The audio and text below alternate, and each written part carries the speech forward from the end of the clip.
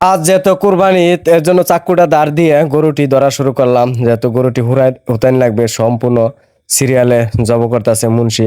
আসলে আমরা সবাই চেষ্টা করে গরুটি ধরলাম, ধরে হেরে বাইন্দা বুইন্দা আমরা একটু সোতাইছিলি। সোতাই হেরে দেখি গরুটি বিশাল শক্তি, আইরে শক্তি ধরে রাখা জানা।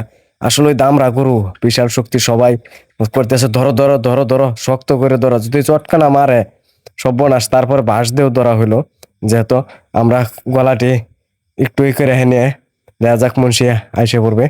মুন্সি কাছেই আছে, আল্লাহ আকবার দিবে। আমরা এই মাথাটা ধরলাম শক্ত করিয়া, যেহেতু মাথাটা আমাদের ধরে হেরে শক্ত করে ধরতে হবো। ধরে যাবোটা করে আমরা গোস্ত বানানো শুরু করতেছি, এনতে সিলতাছি। এক রান নেওয়া হয়ে গেছে গা সম্পূর্ণ। আমরা গোস্তটি আসলে আমরা কুরবানিটি দিয়ে থাকি। অবশ্যই কুরবানি দেওয়ার শেষে আমরা যেহেতু রক্তমুক্ত যা আছে সম্পূর্ণ ধুয়ে ধুয়ে পরিষ্কার করব, আর সমাজের গোস্তগুলা সম্পূর্ণ সুন্দরভাবে আমরা ভাগ করে দিয়ে দিব, যে সমাজে যতটুকু পাবে আমরা সমাজের গোস্তগুলা সুন্দরভাবে ভাগ করে দিব ইনশাল্লাহ। আর এই গরুটি আমরা 6 জনে